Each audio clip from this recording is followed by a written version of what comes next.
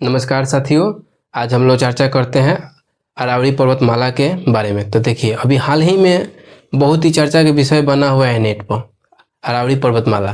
तो देखिए, हम बताते हैं, चर्चा करते हैं हम लोग।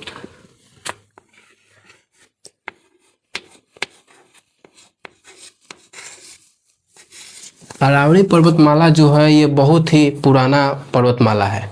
ये न ही भारत की बल्कि पूरा विश्व के सबसे पुराना पर्वतमाला में से एक है। ये लगभग 250 करोड़ वर्ष पुराना पर्वतमाला है। अरावली लगभग 250 करोड़ वर्ष पुराना पर्वतमाला है। ठीक है, इतना वर्ष पुराना होने के वजह से इसमें हवा से, पानी से अपरदन हो गया है। अपरदन हो जाने के कारण ये इसके बीच में, जैसे ऐसे है ये पर्वत, तो इसके बीच बीच में कहीं कहीं गैप हो गया है। ठीक है, गैप हो गया है। और देखिए, ये जो है पर्वत,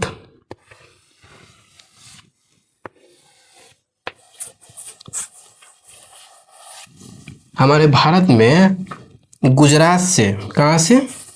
गुजरात से होते हुए राजस्थान, हरियाणा, दिल्ली तक जाती है। और इसकी लंबाई लगभग 800 किलोमीटर है अरावली पर्वतमाला की। और इसकी चौड़ाई अगर देखेंगे, जो कि चौड़ाई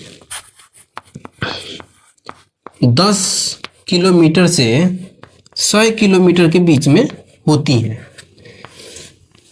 और देखिए, ये 4 राज्य में गया है और चारों राज्य में खनन की अपनी अलग अलग व्यवस्था है, अलग अलग कानून है, नियम है, जिस वजह से वहाँ के सरकार अपना अलग अलग किया है।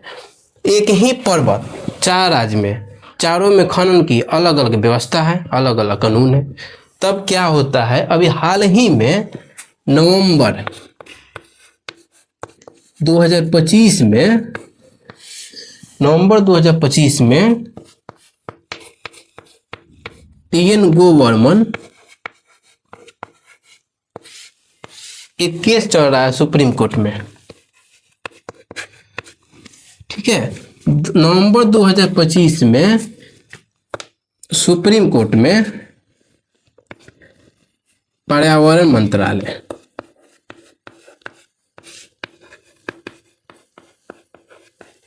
मंत्रालय के द्वारा एक नोटिस दिया गया सुप्रीम कोर्ट में कि हमें ये व्यवस्था, मतलब पहाड़ के जरिए होना चाहिए। लेकिन उसी बीच में टी.एन. गोवर्मन एक केस चल रहा है जो इन्होंने इस चीज़ का विरोध किया। लेकिन अभी कुछ दिन पहले सुप्रीम कोर्ट ने इस केस को एक्सेप्ट कर लिया है,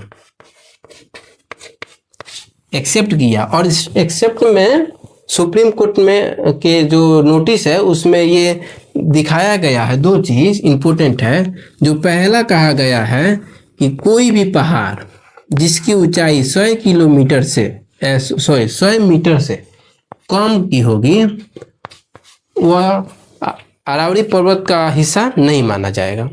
और दूसरा है कि अगर 2 पहाड़ है, जैसे एक ये पहाड़ हो गया और एक ये हो गया, अगर इसके बीच में 500 की गैप होगी, 500 मीटर की गैप होगी, तो ये भी अरावली पर्वत का हिस्सा नहीं माना जाएगा। अगर 500 से कम होगी तो ये अरावली पर्वत का हिस्सा माना जाएगा।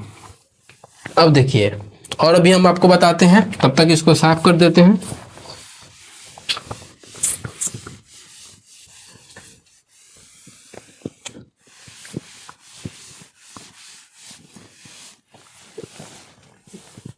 देखिए, एक चीज सरकार के नोटिस में ये दर्शाया गया है, जो अभी मैंने आपको बताया, 100 मीटर से कम ऊंचाई वाला पहाड़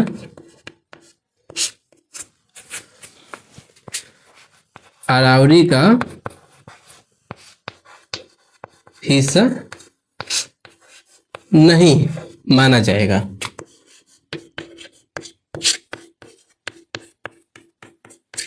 नहीं माना जाएगा। और दूसरा ये है कि दो पहाड़ों के बीच में, है ना, दो पहाड़ों के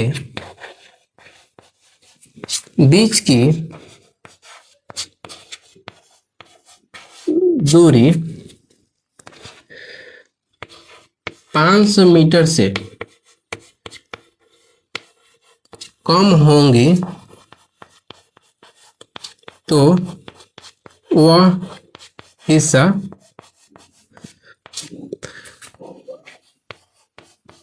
अरावली पर्वतमाला का माना जाएगा।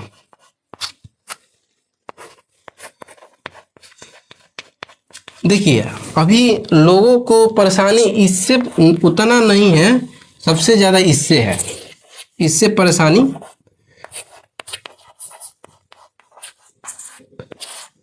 अधिक है, अधिक है, क्योंकि ये इस नियम के अनुसार, इस रूल्स के अनुसार अरावली का 90% हिस्सा समाप्त हो जाता है, समाप्त हो जाता है। तो देखिए अगर ऐसे इस नियम के अनुसार हम लोग चलेंगे तो अरावली का 90% हिस्सा जो है वो पहाड़ी में नहीं गिनाएगा, जिस वजह से खनन की संख्या बढ़ जाएगी, खनन तेजी से होने लगेगा। अलग अलग कंपनियां अपनी अलग अलग सामान और चीज़ों के लिए, खदानों के लिए क्या करेगी, खनन करना शुरू कर देगी, जिस वजह से बहुत सारा परेशानियां बढ़ जाएगा। मैं आपको बताया कि ये जो है 4 राज्यों से गुजरती है, 4 राज्यों से गुजरती है। देखिए अगर ये आप इसको मैप पे देखिएगा तो ये आपको ऐसे दिखेगी। रुकिए मैं बताता हूँ, मैं बहुत थोड़ा ज़्यादा लिख दिया हूँ, इसको थोड़ा कम लिखना चाहिए। देखिए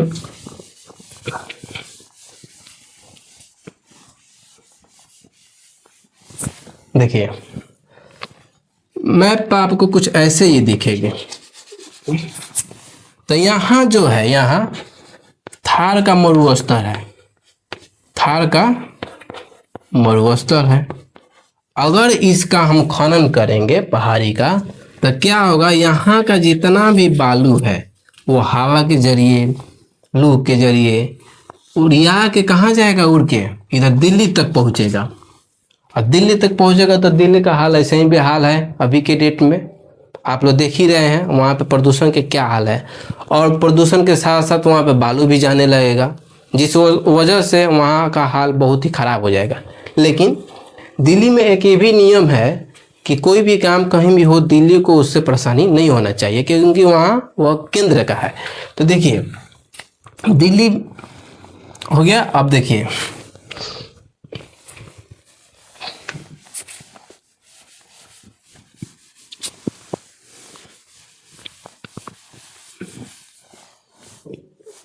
देखिए अगर अरावली का अपरदन होता है, अरावली का समाप्त होता है तो इसका क्या प्रभाव पड़ेगा।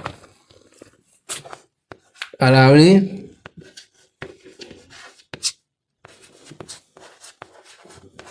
नहीं होने का प्रभाव या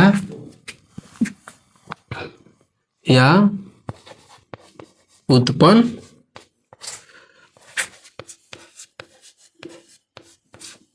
होने वाली समस्याएं। क्या देखिए अरावली तो एक पहली बात पहाड़ है, उस पर बारिश होता है, बारिश से जल होता है, जल जो होता है ज़मीन में जाता है, इससे ग्राउंड रिचार्ज होता है, ग्राउंड वाटर जो है वो रिचार्ज होता है। दूसरी बात वहाँ बहुत सारा जिंक, जास्ता, लेड, संगमरमर इत्यादि है, उसका समापन होगा। लिख देते हैं 1 नंबर जल का, 2 नंबर खनिज का, नंबर 3 में हम देखेंगे तो देखिए, जल का दिक्कत होगा तो कृषि का दिक्कत होगा। जल का दिक्कत होगा, अगर बारिश नहीं होगी, जब पहाड़ नहीं होगा, वृक्ष नहीं होगा तो बारिश कहाँ से होगा? वो नहीं होगा। तो बारिश नहीं होगा तो जल नहीं होगा, जल नहीं होगा तो कृषि में दिक्कत आ जाएगी, और कृषि में दिक्कत आएगी तो फिर हम लोग को जीवन में दिक्कत आ जाएगी, है ना। देखिए अब क्या है, उसके बाद 4 नंबर देखेंगे, बहुत सारा कहीं भी फॉरेस्ट होता है, पहाड़ होता है, तो बहुत जीव जंतु वहाँ पे रहते हैं, है ना। तो बहुत जीव जंतु रहते हैं, तो अगर हम वहाँ के पहाड़ी नष्ट करेंगे तो ये सिंपल सा बात है कि जीव जंतु कहीं ना कहीं जाएंगे, कहीं ना कहीं जाएंगे, विलुप्त होंगे, जगह नहीं होगा तो, है। तो जैव विविधता क्या होगा, उसमें परेशानी होगी,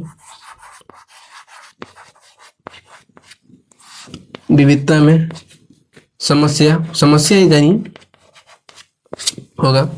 देखिए मानव क्या है, मानव सोच रहा है ना कि मानव अब सोच रहा है कि हम साइंस के जरिए प्राकृतिक को जीत लिए हैं, है ना, नेचर को जीत लिए हैं। लेकिन मानव ये नहीं जानता है कि मानव के पहले से नेचर है ना, उपलब्ध है कहीं भी।